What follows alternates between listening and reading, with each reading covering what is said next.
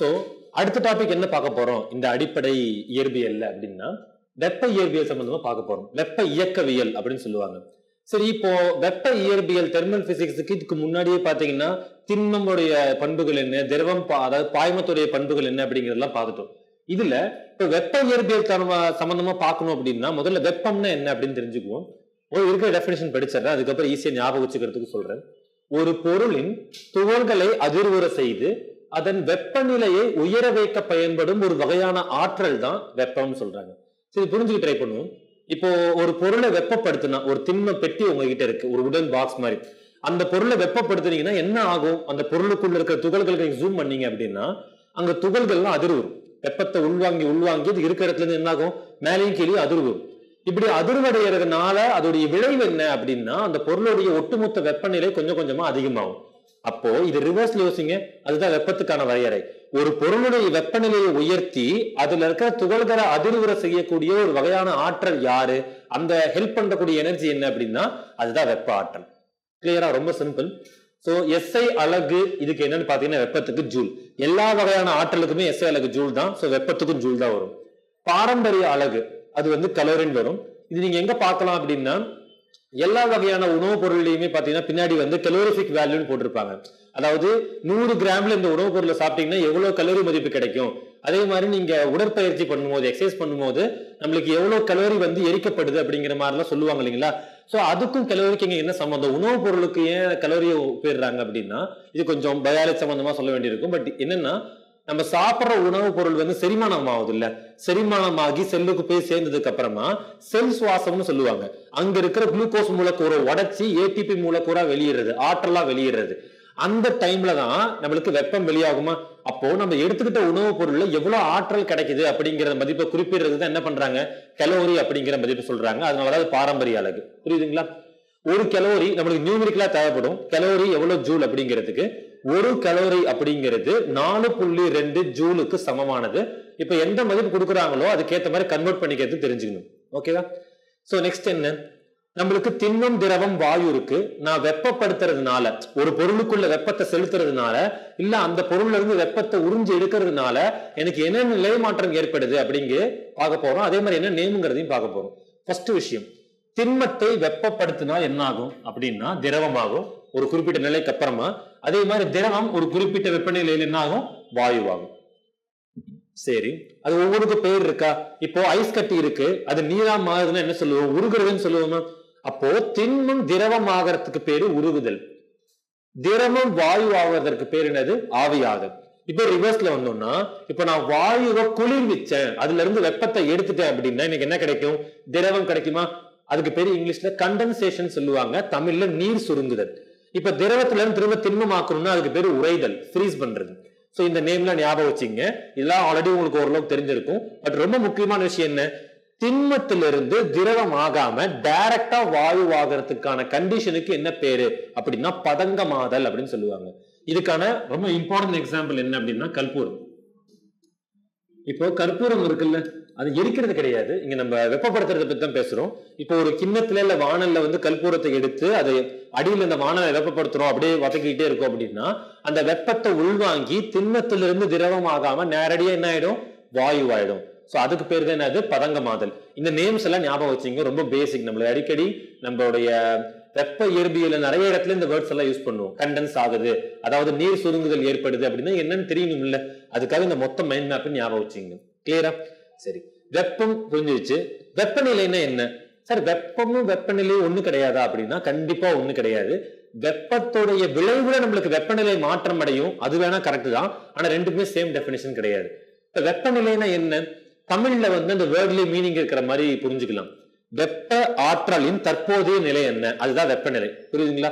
வெப்ப ஆற்றல் எந்த கண்டிஷன்ல ஒரு இடத்துல இருந்து ஒரு இடத்துக்கு போகும் அப்படின்னா வெப்ப ஆற்றல் எப்பயுமே அதிக வெப்பநிலையில இருந்துதான் குறைந்த வெப்பநிலை நோக்கி போகும். எப்படி நம்ம பாய்மம் பார்க்கும்போது சொன்னோம்ல, எப்பயுமே அதிக வெப்பநிலையில இருந்து குறைந்த வெப்பநிலை நோக்கி தான் போகும் திரவம் அப்படின்னு. அதே மாதிரிதான் இங்கேயும் அதிக வெப்பநிலையில இருந்து குறைந்த வெப்பநிலை நோக்கி தான் திரவம் வெப்பம் பரிமாற்றப்படும் அப்படிங்கறத ஞாபகம் வச்சுக்கீங்க. ஃபர்ஸ்ட் விஷயம். அப்ப வெப்பநிலை ஒரு பொருள் எவ்வளவு சூடா இருக்கு இல்ல எவ்வளவு குளிர்வா இருக்கு அப்படின்னு ஒரு அளவீடு நான் வைக்கணும். அந்த அளவீட்டுக்கு பேர் தான் வெப்பநிலை. ரொம்ப எளிமையான வரையறை இதுதான். இப்போ நீங்க ஒரு காஃபி கப்பை வந்து தொட்டு பாக்குறீங்க, உங்களுக்கு சூடா தெரியுது. அதுக்கான காரணம் என்ன? ஏன்னா உங்களுடைய கையில வெப்பநிலை கம்மியா இருக்கு, காஃபி கப்ல வெப்பநிலை ஜாஸ்தியா இருக்கு. அங்க இருந்து இங்க வெப்ப ஆற்றல் வந்து பரிமாற்றப்படுது. அதுதான் உங்களுக்கு என்னவா ஃபீல் ஆகுது? சூடு அப்படிங்கிற ஒரு ஃபீலிங் கிடைக்குது. இதுவே சில்லுன்னு இருக்கிற ஒரு டம்ளர் நீங்க போய் கேட்ச் பண்ணீங்க அப்படின்னா என்ன உங்களுக்கு ஆட்டோமேட்டிக்கா உங்க கை சில்லுன்னு இருக்கிற மாதிரி ஃபீல் ஆகுமா? அப்ப வெப்ப ஆற்றல் உங்க கையில இருந்து அங்க டிரான்ஸ்பர் ஆகுது. சோ இதுதான் வெப்பநிலை அப்படிங்கிறது. ஒரு பொருளை நான் இன்னொரு பொருளோட ஒப்பிட்டு எவ்வளவு சூடா இருக்கு இல்ல எவ்வளவு சில்லுன்னு இருக்குன்னு சொல்லணும்னா அதுக்கு பேர் தான் என்னது? வெப்பநிலை. ரொம்ப சிம்பிள் ஐடியா, ஞாபகம் வச்சுங்க. இப்ப இதுக்கு எஸ்ஐ அலகு என்னது அப்படின்னா கெல்வின். கிளியரா? வெப்பநிலைக்கான எஸ்ஐ அலகு கெல்வின். இதை தாண்டி நம்ம செல்சியஸ் பயன்படுத்துறோம், ஃபாரன்ஹீட் பயன்படுத்துறோம். ஆனா எஸ்ஐ அலகு என்னது? கெல்வின். ஞாபகம் வச்சுங்க. சோ நெக்ஸ்ட் வெப்பநிலை அளவுகோல் என்ன அப்படிங்கறத பார்க்கலாம். வெப்பநிலை அளவுகோலா 3 அளவுகோல் பயன்படுத்துறோம். முக்கியமா நிறைய இருக்குது, பட் முக்கியமானது 3: செல்சியஸ், ஃபாரன்ஹீட், கெல்வின். இது ஒவ்வொன்னு பத்தி பேசிக் பாயிண்ட்ஸ் பார்க்கலாம். செல்சியஸ் அளவுகோல் அப்படிங்கிறது பாத்தீங்கன்னா பேருக்கு வந்து சென்டிகிரேடுங்கிற வார்த்தை பயன்படுத்துவாங்க. இன்னொரு இம்பார்ட்டன்ட் ஃபேக்ட் கவனிங்க. நீங்க செல்சியஸ் எடுத்துக்கிட்டாலும் சரி, ஃபாரன்ஹீட் எடுத்துக்கிட்டாலும் சரி, கெல்வின் எடுத்துக்கிட்டாலும் சரி, இந்த 3 அளவுகோலுமே அதற்கான அறிவியல் அறிஞருடைய பேர் தான் வச்சிருக்காங்க. இப்ப ஆண்ட்ரஸ் செல்சியஸ் அப்படிங்கிறவர் தான் இது உருவாக்குனாரு. சோ அதே பேர் வச்சுட்டாங்க, செல்சியஸ் ஸ்கேல் அப்படின்னு. சோ கேப்ரியல் ஃபாரன்ஹீட் அப்படிங்கிறவர் இதை உருவாக்குனாரு. அதே மாதிரி லார்ட் கெல்வின், கெல்வின் பிரபுன்னு சொல்லுவாங்க இல்லைங்களா? சோ இந்த மாதிரி அறிவியல் அறிஞர்களுடைய பங்கு இருந்தனால அந்த அளவுகோலுக்கு அவங்களுடைய பேரை வச்சுட்டாங்க. கிளியரா? இப்போ இந்த செல்சியஸ் அளவுகோலுக்கு இன்னொரு பேர் என்ன? சென்டிகிரேடுன்னு சொல்லுவாங்க. இந்த சென்டிகிரேடுக்கு மீனிங் என்னன்னா, சென்டி அப்படின்னா சென்டம்னு சொல்லுவாங்க. இந்த வார்த்தை யூஸ் பண்ணிருக்கீங்களா? சென்டம்னா 100 அப்படின்னு. அப்ப சென்டிங்கிறது 100, கிரேடுனா படிப்படியா கொண்டு வர்றது. அப்ப 0ல இருந்து 100 படிப்படியா இன்க்ரீஸ் பண்றதுக்கு பேரு தான் சென்டிகிரேட் அப்படின்னு அர்த்தம். அதனாலதான் இப்போ ரொம்ப ரேரா என்ன பண்ணுவாங்க, செல்சியஸ்ங்கிறத அதிகமா யூஸ் பண்ணுவாங்க. ஆனா ஒரு சில இடத்துல 27 டிகிரி சென்டிகிரேட் அப்படிங்கிற வார்த்தையை பயன்படுத்துவாங்க. ரெண்டுமே வெவ்வேறு கிடையாது, ஒண்ணுதான். ஆனா யூஸ் பண்ணக்கூடிய வார்த்தைகள் இருக்கிற மீனிங் வேற. இது சயின்டிஸ்டோடைய பேரு, ஆனா சென்டிகிரேடுக்கே தனி மீனிங் இருக்கு. அது அறிஞருடைய பேர் கிடையாது. ஓகேவா? சரி. ஃபாரன்ஹீட் அப்படிங்கிற அளவுகோல் எடுப்போம்.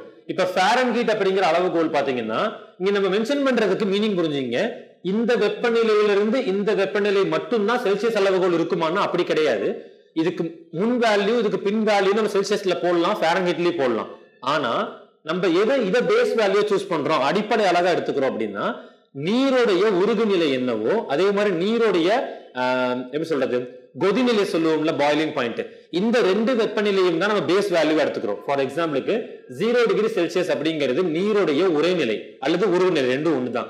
100 டிகிரி செல்சியஸ்ங்கிறது என்னது? நீருடைய கொதிநிலை.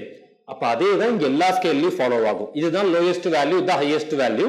மெஷர் பண்றதுக்கு ஸ்கேலுக்கான பேஸ் வேல்யூ. ஆனா இதுக்கு முன்னாடி வேல்யூ மெஷர் பண்ண முடியும், இதுக்கு பின்னாடி வேல்யூ மெஷர் பண்ண முடியும். ஞாபகம் வச்சுங்க. சோ ஃபாரன்ஹீட்ல 32 ஃபாரன்ஹீட்ல இருந்து 212 ஃபாரன்ஹீட் வரைக்கும் போட்டிருக்கு ஃபாரன்ஹீட் அளவுகோல்ல. அப்ப என்ன மீனிங்? நீருடைய உருகுநிலை 32 ஃபாரன்ஹீட், நீருடைய கொதிநிலை 212 ஃபாரன்ஹீட். ஓகேவா? இது அதுக்கு மீனிங். இந்த ஃபாரன்ஹீட் எங்க அதிகமா பயன்படுத்துறாங்க அப்படின்னா இந்த உடல் வெப்பநிலை அளவிடுறதுக்கு. பொதுவா நம்ம ஃபீவரா இருக்குன்னு செக் பண்ண போனா தெர்மாமீட்டர் செக் பண்ணுவாங்கல்ல, 100 டிகிரி ஃபாரன்ஹீட், 102ன்னு சொல்றாங்கல்ல. அப்ப இந்த 100, 102, 98 அப்படிங்கிறதெல்லாம் ஃபாரன்ஹீட் அளவுகோல் தான், செல்சியஸ் கிடையாது. செல்சியஸ்ல 100 இருந்தா நம்ம எரிஞ்சுக்கிட்டு இருப்போம், அவ்வளவு வெப்பநிலை இருக்கும், அவ்வளவு கிடையாது. ஓகேவா? அதே மாதிரி செல்சியஸ் எங்க அதிகமா பயன்படுத்துவாங்க? வெதர் ரிப்போர்ட் இருக்குல்ல, வானிலையை பத்தி குறிப்பிடும் போது எத்தனை வெப்பநிலை இருக்கு அப்படிங்கிற மாதிரி காமிக்கிறதுக்கு செல்சியஸ் பயன்படுத்துவாங்க. அதே மாதிரி ஏசியில பாத்தீங்கன்னா டெம்பரேச்சர் மேல நோட் பண்ணி வைப்பாங்கல்ல, அது செல்சியஸ்ல கொடுத்துருப்பாங்க. கெல்வின்லயும் ஃபாரன்ஹீட்லயும் இருக்காது. 18 டிகிரி செல்சியஸ், 22 டிகிரி செல்சியஸ் சொல்லிட்டு ஏசியில ஃபிட் பண்ற செல்சியஸ் வேல்யூமே இதுலதான் இருக்கும். ஓகேவா? சோ லாஸ்டா கெல்வின் அளவுகோல். இது பாத்தீங்கன்னா 273 கெல்வின்ல இருந்து 373 கெல்வின் வரைக்கும் இதோடைய பொதுவான அளவீடு. இதுல இருந்து இதுக்குள்ள இருக்கும் அப்படின்றாங்க. ஓகேவா? சரி. 273 கெல்வின் அப்படிங்கிறது நீருடைய உருகுநிலை. அதே மாதிரி 373ங்கிறது நீருடைய கொதிநிலை. இது ஞாபகம் வச்சுங்க. இந்த கெல்வின் அளவுகோலுக்கு ஒரு முக்கியமான பேர் இருக்கு, தனிச்சுழி வெப்பநிலை அளவுகோல் அப்படின்னு சொல்லுவாங்க. தனிச்சுழி வெப்பநிலை அளவுகோல் அப்படிங்கிறது இந்த கெல்வின் அளவுகோலுடைய பேரு. அப்ப தனிச்சுழி வெப்பநிலைன்னு என்ன அர்த்தம்? இப்போ எல்லாத்துலயுமே 0 இருக்கு. செல்சியஸ்லயும் 0 வரும், ஃபாரன்ஹீட்லயும் 0 வரும், கெல்வின்லயும் 0 வரும். ஆனா எது ஒரிஜினல் 0? இதுக்கு கீழே ஒரு வேல்யூ கிடையாது அப்படின்னு சொன்னா அதுதான் இருக்கிறதுலே கம்மியான வேல்யூ. கரெக்டா? அப்போ இங்க மைனஸ்ல செல்சியஸ் வேல்யூ இருக்கு. -10 டிகிரி செல்சியஸ், -30 டிகிரி செல்சியஸ் பார்த்திருப்பீங்க கண்டிப்பா. ஃபாரன்ஹீட்லயும் மைனஸ் இருக்கு. ஆனா கெல்வின்ல நீங்க யோசிச்சு பாருங்க, என்னைக்காவது -10 கெல்வின் பாத்திருக்கீங்களா அப்படின்னா அந்த மாதிரி ஒரு வேல்யூ இருக்கவே இருக்காது. ஏன்னா அடிப்படை ரீதியா இருக்கிறதுலயே மிக குறைந்த வெப்பநிலை, இதுக்கு கீழே ஒரு வெப்பநிலை போறதுக்கு வாய்ப்பே இல்லை அப்படின்னா அது எந்த வெப்பநிலை? நம்மளுக்கு தனிச்சுழி வெப்பநிலையான 0 கெல்வின் தான். இந்த 0 கெல்வின்ல என்ன ஆகும்னா மூலக்கூறுடைய மொத்த இயக்கமுமே என்ன ஆயிடும்? ஸ்டாப் ஆயிடும். அது நம்ம வாயுக்களோட இயக்கவியல் கொள்கைங்கிற சாப்டர்ல இதுக்கு டெப்தா பார்ப்போம். பட் ஞாபகம் வச்சுங்க, தனிச்சுழி வெப்பநிலைனா 0 கெல்வின்.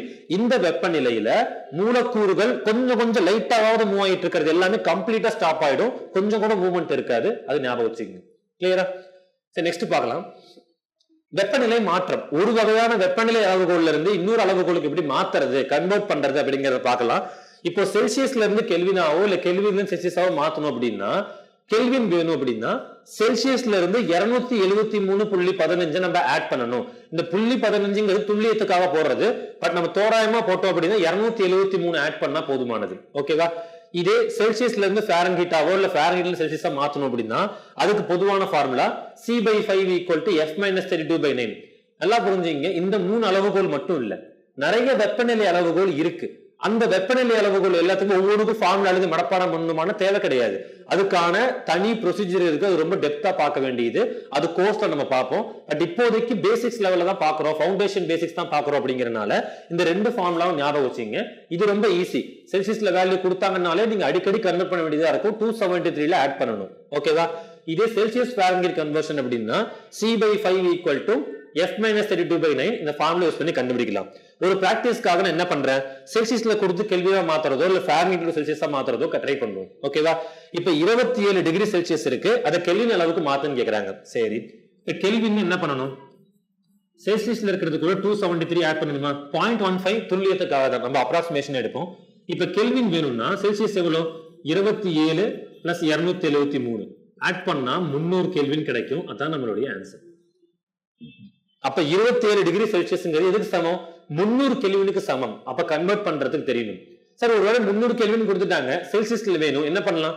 மைனஸ் பண்ணுங்க 273. கிளியரா? சரி, இப்ப 104 ஃபாரன்ஹீட் இருக்கு. இதை செல்சியஸா மாத்தணும். எப்படி மாத்தலாம் பாருங்க. இப்ப C/5 = F-32/9 இருக்கா? நமக்கு தெரிஞ்ச வேல்யூ என்ன? செல்சியஸ் தான் கண்டுபிடிக்கணும். அது அப்படியே வச்சுக்குவோம். F-ங்கிறது 104 -32 / 9. 104 - 32 என்னது? நம்மளுக்கு 72 வருமா? ஆமா, 72 வரும். 72 / 9 போட்டோம்னா 9 8 72 வரும். இந்த 5 கிராஸ் பண்ணோம்னா 8 40. சோ செல்சியஸ்ல வேல்யூ எவ்வளவு வரும்? 40 டிகிரி செல்சியஸ் வரும். அப்ப 104 ஃபாரன்ஹீட் யாருக்காவது காய்ச்சல் இருக்கு அப்படின்னு சொல்றாங்க ஜெனரலா அப்படின்னா வாய்ப்பு இருக்கு போறது 104. பட் 104 போச்சு அப்படின்னா அது செல்சியஸ்ல எவ்வளவுதான்? வெறும் 40 டிகிரி செல்சியஸ் தான். நீங்க 100 டிகிரி செல்சியஸ் சொல்லக்கூடாது. புரியுதுங்களா கன்வர்ஷன் என்னன்னு? ஓகே, நெக்ஸ்ட் பாப்போம். சோ நெக்ஸ்ட் வெப்ப இயக்கவியல் தொடர்பான முக்கியமான கூறுகளை பத்தி பார்க்கலாம். அடிப்படையான விஷயங்கள் எல்லாம் முதல்ல அதுக்கு இதை புரிஞ்சுக்குவோம். நம்மளுக்கு வெப்ப இயக்கவியல்ல அமைப்புன்னா என்ன? சரி, அமைப்பு அப்படிங்கிறது நீங்க ஒரு சின்ன கண்டெய்னர் எடுத்துக்கிறீங்க, ஒரு சின்ன பெட்டி, ஒரு சிலிண்டருக்கல்ல உருளை வடிவத்துல ஒரு பெட்டி இருக்கு. அந்த பெட்டிக்குள்ள அழுத்தம் என்னவா இருக்கு, பருமன் என்னவா இருக்கு, வெப்பநிலை என்ன, ஆற்றல் என்ன, சோ இத பத்தி நீங்க எந்த இடத்தை சூஸ் பண்ணி அந்த இடத்துல இந்த விஷயத்துக்கான மாற்றங்களை பத்தி படிக்கிறீங்களோ அதுதான் உங்களுடைய அமைப்பு. அமைப்பு இதுவா தான் இருக்கணும், அதுக்கு இப்படிப்பட்டதாக இருக்கணும் அப்படிங்கிற வரையறை கிடையாது. நீங்க எதை வேணா உங்களுடைய அமைப்பா சூஸ் பண்ணலாம். ஆனா அதை தவிர்த்து இந்த பேரண்டத்துல மீதி இருக்கிற எல்லாமே உங்களுடைய சூழல். இப்ப நீங்க இருக்கிற ரூம் நீங்க அமைப்பா எடுத்துக்கிட்டீங்கன்னு வைங்களேன், இதோடைய வெப்பநிலை என்ன, ஆற்றல் என்ன, இதை பத்தி படிக்கிறீங்கன்னா இந்த ரூமை தவிர்த்து இந்த பேரண்டத்தில் இருக்கும் மீதி எல்லாமே உங்களுடைய அமைப்பு கிடையாது, சூழல். புரியுதா? அப்ப யோசிச்சு பாருங்களேன், இது அமைப்பு நீங்க சூஸ் பண்ணது, இது சூழல். அப்ப அமைப்பு சூழலும் சேர்த்து மொத்தமா என்ன பேரு? பேரண்டம் சொல்லலாமா? அதுதான் இப்ப நான் விவரிச்சுட்டு இருந்தேன். கவனிச்சிங்க. இன்னொரு முக்கியமான விஷயம் கவனிங்க, இது எக்ஸாக்டா நம்மளுக்கு எக்ஸாம்ல கேட்டிருக்கிறாங்க. அண்ட் பேசிக் ஐடியாவும் கூட. பேரண்டத்தோடைய மொத்த ஆற்றல் மாறிலி. இந்த பேரண்டத்தில் இருக்கக்கூடிய மொத்த ஆற்றல் எப்பயுமே என்ன ஆகாது? மாறாது. இத கொஸ்டின் எப்படி கேட்பாங்க? சார், அமைப்போடைய ஆற்றல் மாறாதுன்னு சொல்றாங்க, கரெக்டா? இல்ல சூழலுடைய ஆற்றல் எப்பவுமே மாறாதுன்றாங்க, கரெக்டான? இது ரெண்டுமே கரெக்ட் கிடையாது. ஏன்னு புரிஞ்சுங்க. இப்ப அமைப்புக்குள்ள சரி, அமைப்பு ஆற்றல் அப்படிங்கறது எப்படி பண்றேன்னா ஒரு ஆளுங்க மாதிரி நம்ம எடுத்துக்கோமே. இப்ப அமைப்புக்குள்ள ஒரு 10 பேர் இருக்கிறாங்க, சூழல்ல ஒரு 2 பேர் இருக்கிறாங்க. இப்ப 10 பேர் இருக்கிறாங்க, இங்க 2 பேர் இருக்கிறாங்கன்னா இங்க இருந்து 2 பேர் வெளியே போயிட்டா இங்க என்ன ஆயிடும்? இங்க 8 ஆயிடும், இது பிளஸ் 2 போட்டா 4 ஆயிடுமா? அப்ப அமைப்புல கம்மியா இருக்கு, சூழல்ல ஜாஸ்தியா இருக்கு, ஆற்றல் நிலையா இல்ல. ஆனா இவங்க 2 பேர்த்தையும் சேர்த்துங்களேன், 10 பிளஸ் 2, இந்த பேரண்டத்துடைய மொத்த ஆற்றல் எவ்வளவு ஆரம்பிச்சு 12 இருந்துச்சா? இப்ப இந்த 2 பேரும் வெளியே வந்தனாலயோ உள்ள போனனாலயோ பேரண்டத்துடைய மொத்த ஆற்றல் மாறிச்சா? கிடையாது. சோ இதுதான் முக்கியமான விஷயம். Statement based question. பேரண்டத்துடைய மொத்த ஆற்றல் ஒரு மாறிலி, அது எந்த காலத்திலுமே மாறாது. அது ஒரு இடத்துல இருந்து இன்னொரு இடத்துக்கு போகலாம், வேற வடிவத்துக்கு மாறலாம், ஆனா ஆற்றல் மாறாது. ஆற்றல் அழிவின்மை விதின்னு சொல்லுவாங்கல்ல, அது இதுதான். சரி, அமைப்புன்னு என்ன சொல்லிட்டோம். அந்த அமைப்புடைய 3 முக்கிய வகைகள் இருக்கு, அது பாத்திரலாம். இப்போ திறந்த அமைப்பு, மூடிய அமைப்பு, தனிமைப்படுத்தப்பட்ட அமைப்புன்னு சொல்லிட்டு 3 அமைப்பு இருக்கா. இதை பத்தி புரிஞ்சுக்கிறதுக்கு முன்னாடி ஃபர்ஸ்ட் என்ன பண்ணுவோம், பருப்பொருட்கள் என்னன்னு முதல்ல பேசிட்டோம். ஒரு பொருளுக்கு வந்து பாத்தீங்கன்னா கொஞ்சமாவது இடத்தை அடைச்சுக்கிட்டு இருக்கு, அண்ட் ஆல்சோ அதுக்கு ஒரு நிலை இருக்கு அப்படின்னா அது எல்லாமே பருப்பொருள் தான். ஓகே, இப்ப நான் ஒரு ஓப்பனா இருக்கிற ஒரு கிண்ணத்துல தண்ணி எடுத்துக்கிட்டு அதை கொதிக்க வைக்கிறேன், ஐ மீன் சூடு பண்றேன் ஜஸ்ட் அடுப்புல வச்சு. இப்போ ஓப்பனா இருக்கிற கிண்ணத்தை நான் சூடு பண்ணிட்டு இருக்கும்போது என்ன ஆகும்னா, நீர் மூலக்கூறுகளும் அமைப்பு விட்டு எஸ்கேப் ஆக வாய்ப்பு இருக்கு, பண்ண வாய்ப்பு இருக்கு, போகும். அதே மாதிரி வெப்ப ஆற்றலும் வெளியே போக வாய்ப்பு இருக்கு. எப்படி செக் பண்ணலாம்? இப்ப நீர் இதுக்கு மேல நம்ம கை வச்சுட்டு இருப்போம்ல, இப்படி செக் பண்ணி பார்ப்போம்ல, அந்த இடத்துல எப்படி இருக்கும்னா எனக்கு சூடு தெரியும். அப்ப அமைப்புல இருக்கிற ஆற்றல் வெளியே வருதுன்னு அர்த்தம். அப்போ அமைப்பிற்கும் சூழலுக்கும் இடையில பருப்பொருட்களும் பரிமாற்றிக்கொள்ளப்படுது, அதே மாதிரி ஆற்றலும் பரிமாறப்படுது அப்படின்னா அந்த வகையான அமைப்புக்கு பேர் என்னது? திறந்த அமைப்பு. அப்ப நீங்க போட்டிருக்க டிக் என்னது? இந்த பருப்பொருளும் ஆற்றலும் அமைப்பிற்கும் சூழலுக்கும் இடையில எக்ஸ்சேஞ்ச் ஆகுது, பரிமாற்றப்படுது அப்படின்னு அர்த்தம். அடுத்து மூடிய அமைப்பு எடுப்போம். மூடிய அமைப்பு என்னது? இதே தண்ணி கிண்ணத்தை என்ன பண்ணுவோம், நம்ம க்ளோஸ் பண்ணி வச்சிடலாம். டாப்ல ஓப்பனா இருக்குல்ல, அதை க்ளோஸ் பண்ணி வச்சு இப்ப நம்ம சூடு பண்ணுவோம். இப்பயும் பாத்தீங்கன்னா பருப்பொருட்கள் வெளியே போக முடியாது, ஏன்னா நீர் மூலக்கூறுகள் ஆவியாக வெளியே போற ட்ரை பண்ணாலும் மேல இருக்கிற கிண்ணத்துல பட்டு என்ன ஆகும், திரும்ப நீராகி அங்கேயேதான் நிற்கும். அதால அமைப்புல இருந்து தப்பிச்சு வெளியே வர முடியாது. சோ பருப்பொருட்கள் பரிமாற்றப்படாது. ஆனா ஆற்றல் பரிமாற்ற முடியுமா? இல்லையே சார், அது எஸ்கேப் ஆகாதே அப்படின்னா ஆகும். நீங்க ஒரு மூடிய கிண்ணத்துல கொதிக்க வைக்கிறீங்க, நீங்க கிண்ணத்தை தொட வேணாம், கிண்ணத்துக்கு பக்கத்துல கை வச்சு பாருங்களேன், அந்த அனல் உங்களுக்கு தெரியும். காரணம் என்ன? ஏன்னா அமைப்பில் இருந்து நீங்க என்னதான் மூடி வச்சிருந்தாலும் ஆற்றல் வெளியாகும். வெப்ப கடத்தல், வெப்ப சலனம், கதிர்வீச்சுன்னு சொல்றாங்கல்ல, வெப்ப கடத்தல் தொட்டாதான் டிரான்ஸ்பர் ஆகும். ஆனா மீதி இருக்கிற வெப்ப சலனம் கதிர்வீச்சு மூலியமா என்ன ஆகும்? வெப்ப பரிமாற்றப்படும். அப்ப அந்த மாதிரி அமைப்புக்கு பேர் என்னது?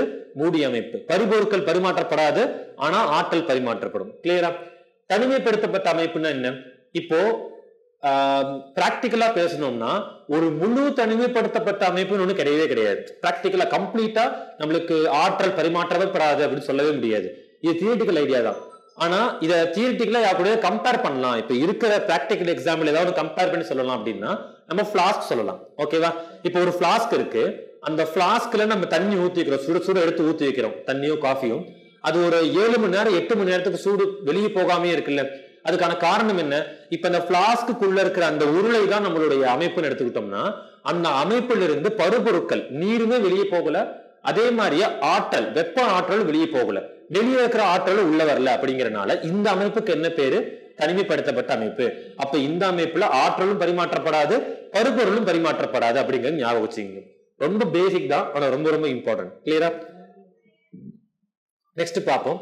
சோ வெப்ப இயக்கவியல் படி வேலை என்ன அப்படிங்கறது புரிஞ்சுக்கலாம். இப்போ வெப்ப இயக்கவியலை நம்ம பார்க்க போறதே முக்கியமான 2 விஷயம் தான். ஒண்ணு வாயு விரிவாக்கப்படும் அல்லது வாயு அமுக்கப்படும். ஓகேவா? சரி, வேலைங்கிறது இயற்பியல் ரீதியா என்ன சொல்றாங்க? விசை கொடுத்து ஒரு பொருளை கொஞ்ச தூரத்துக்கு நவுத்தி வச்சீங்க அப்படின்னா நீங்க வேலை செஞ்சது அர்த்தம். இதான் இயற்பியல் சொல்லுது. ஓகேவா? சரி, அப்ப அந்த லாஜிக்ல பார்த்தா W is equal to force into displacement, விசை into இடப்பெயர்ச்சி. அது டாட் ப்ராடக்ட் என்ன, காஸ்ட் தீட்டா என்னங்கிறதெல்லாம் வேலை, ஆற்றல், திறன் சொல்லிட்டு ஒரு சாப்டர் இருக்கு, அதுல டெப்தா பாத்துக்கலாம். பட் இப்போதைக்கு வேலைக்கான பேசிக் ஐடியா புரிஞ்சுன்னு நினைக்கிறேன். வேலை இன்டு, சரி, வேலைங்கிறது விசை இன்டு இடப்பெயர்ச்சி, F into D. சரி, இப்ப அழுத்தத்துக்கான மதிப்பு நம்மளுக்கு தெரியும், அழுத்தம் P is equal to F by A. அப்ப விசை வேணும்னு என்ன பண்ணணும்? ஏவை கிராஸ் பண்ணணுமா? பண்ண என்ன கிடைக்கும்? F is equal to P into A. இந்த மதிப்பு எடுக்கிறது நீங்க போடுறேன், S க்கு பதிலா என்ன வரும்? W is equal to P into A into D. சரி, அடுத்த ஃபார்முலாவை மாத்துறதுக்கு முன்னாடி கவனிங்க. இந்த இடத்துல நம்ம இன்ஜினுடைய பிஸ்டன் எடுத்துக்கிறேன், புரியுதுங்களா? அப்ப இந்த இன்ஜினுடைய பிஸ்டன்ல எனக்கு அடிப்பரப்பு இருக்குல்ல, அந்த பரப்பை தான் குறுக்கு வெட்டு பரப்புன்னு சொல்லுவாங்க. அது என்ன குறுக்கு வெட்டு பரப்புன்னா, நானு இந்த மொத்த பரப்புல நான் எந்த இடத்துல கிடைமட்டமா வெட்டினாலும், நல்லா புரிஞ்சுங்க, எந்த இடத்துல நான் கிடைமட்டமா வெட்டினாலும் என்னுடைய அடிப்பரப்பு மாறாம தான் இருக்கு. கவனிச்சு பாருங்க. இப்ப அடியில வட்டமா தான் இருக்கு, வட்டத்துடைய பரப்பு πr². ஓகே, இப்ப நான் பாதியா வெட்டிட்டேன், இப்படி கிடைமட்டமா பாதியா வெட்டிட்டேன், திரும்ப நான் எடுத்து பார்த்தால் அடிப்பக்கம் அதே பையா ஸ்கொயர் தான், அதே வட்டமா தானே இருக்கும். சோ எந்த இடத்துல கிடைமட்டமா வெட்டினாலும் மாறாம இருக்கிற பரப்புக்கு பேர் தான் குறுக்கு வெட்டு பரப்பு. ஓகேவா? அந்த குறுக்கு வெட்டு பரப்பு ஏ, அதோடைய உயரம் வந்து டி. இப்ப இந்த பிஸ்டன் இன்ஜின்ல ஒர்க் ஆகும் என்ன ஆகும், அப்படியே அந்த பிஸ்டன் மேல இருந்து கீழே வரும்போது என்ன ஆகும், உங்களுக்கு வாயு அழுத்தப்படும், அமுக்கப்படும். ஓகேவா? திரும்ப இந்த பிஸ்டன் மேல போகும்போது பருமன் ஜாஸ்தியாகும், சோ வாயு விரிவாக்கப்படும். இப்படியே மாத்தி மாத்தி நடந்துட்டு இருக்கும். ஓகேவா? அப்போ இந்த குறுக்கு வெட்டு பரப்பு மாற்றம் அடையுதான்னு பாருங்க. இந்த பிஸ்டன் கீழே வரும்போது அது அப்படியே தான் இருக்கும். எது மாற்றம் அடையுது, இந்த டிங்கிற அளவு இருக்குல்ல, தொலைவு, இது மட்டும் தான் கம்மியாவது அதிகமாகுது. கவனிச்சு பாருங்க நல்லா. அப்ப இந்த ஏவும் டியும் சேர்ந்ததுதான் அந்த கண்டெய்னர், அந்த அமைப்புடைய மொத்த பருமன். இப்ப டி மாற்றம் அடையுதுன்னா என்ன மாற்றம் அடையும், நம்மளுக்கு பருமன் மாற்றம் அடையும். அப்ப இந்த ஏ இன்டு டிக்கு பதிலாக நான் என்ன போடுறேன், W is equal to P delta V அப்படின்னு போடுறேன். Pங்கிறது அழுத்தம், டெல்டா விங்கிறது பருமன் மாறுபாடு, பருமன் கிடையாது, பருமன் மாறுபாடு. இந்த சமன்பாட்டை நம்ம எப்ப மட்டும் தான் பயன்படுத்த முடியும் அப்படின்னா, மாறாத அழுத்தத்துல மட்டும்தான் இந்த சமன்பாட்டை பயன்படுத்த முடியும். சார் மாறாத அழுத்தம் இருக்குமா, நம்ம பருமனை மாத்தனா கண்டிப்பா அழுத்தம் மாறும் இல்ல அப்படிங்கிற குழப்பம் இருந்துச்சுன்னா, நம்மளுக்கு மெயின் மோட்டிவ் இந்த தெர்மோடைனமிக்ஸ்ல நம்மளுக்கு வெப்ப இயக்கவியல்ல வேலைகள் நடக்கணும்னா ஒண்ணு வாயு விரிவாக்கப்படணும் அல்லது வாயு அமுக்கப்படணும், அதுக்கு கண்டிப்பா பருமன் சேஞ்ச் ஆகணும், அது மேண்டேட்டரி.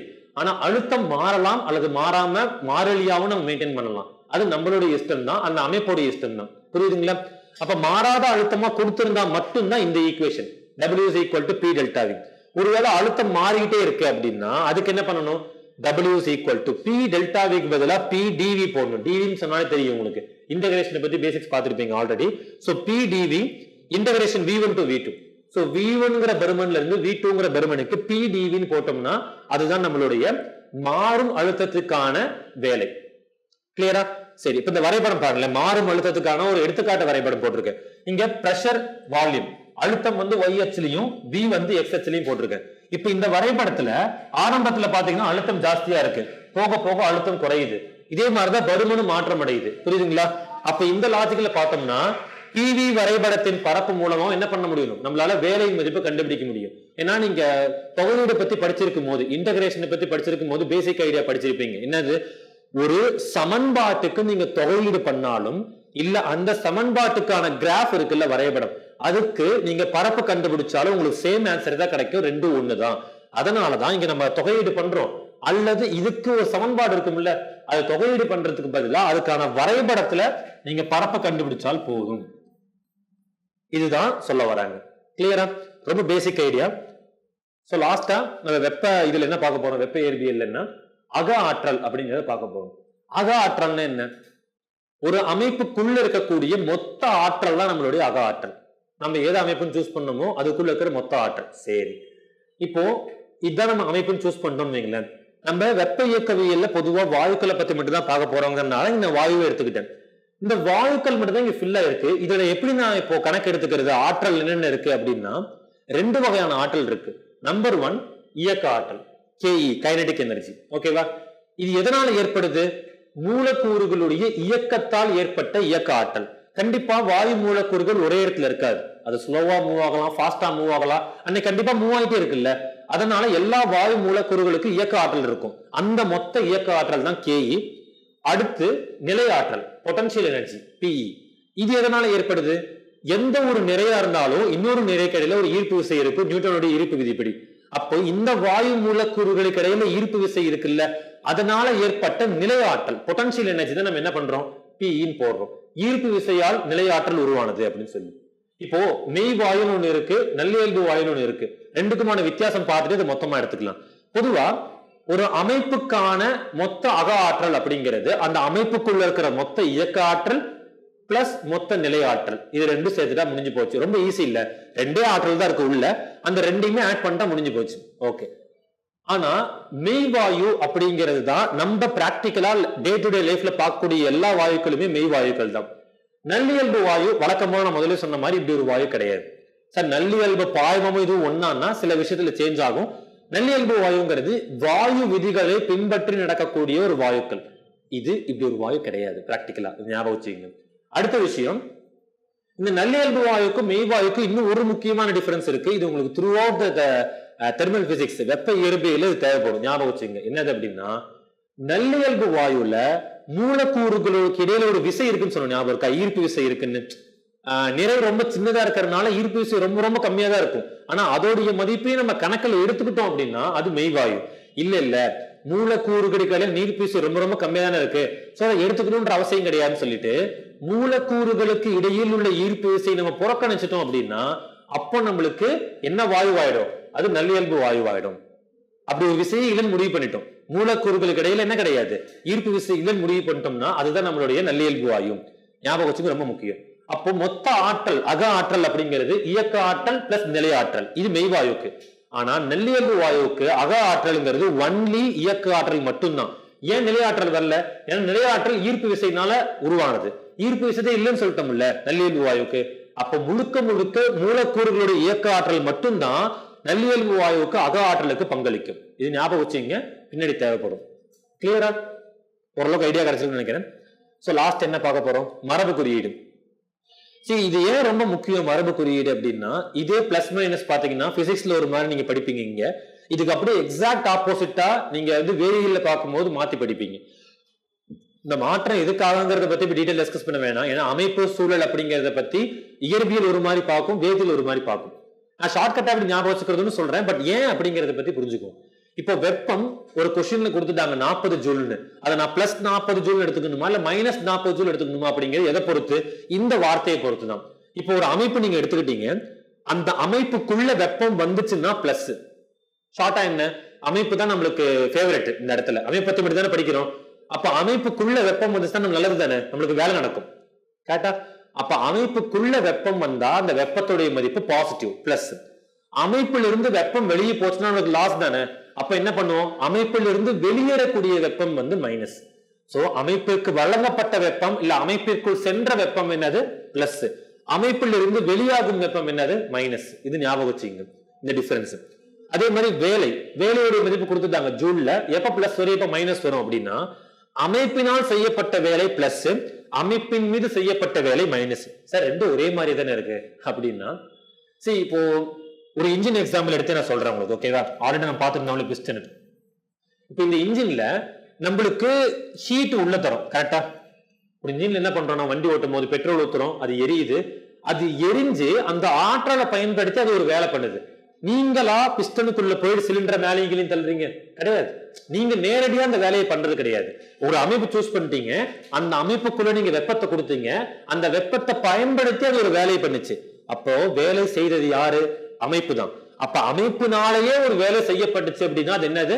பிளஸ். சரி, இப்ப அமைப்பின் மீது செய்யப்பட்ட வேலைன்னா நான் ரெண்டாவது சொன்ன மாதிரி தான், வாலண்டியரா அமைப்புக்குள்ள போய் நீங்களே அந்த பிஸ்டனை மேலையும் கீழையும் தள்ளினீங்கன்னா அது அமைப்பின் மீது செய்யப்பட்ட வேலை, அது மைனஸ். கிளியரா? அப்ப ஒரு பிஸ்டன் எடுத்துங்க, இந்த ரெண்டு விஷயம் இருக்கும்ல, Q பிளஸ் W பிளஸ், இந்த ரெண்டுமே இன்ஜினுடைய ஒர்க்கிங் தான். நீங்க என்ன தரீங்க?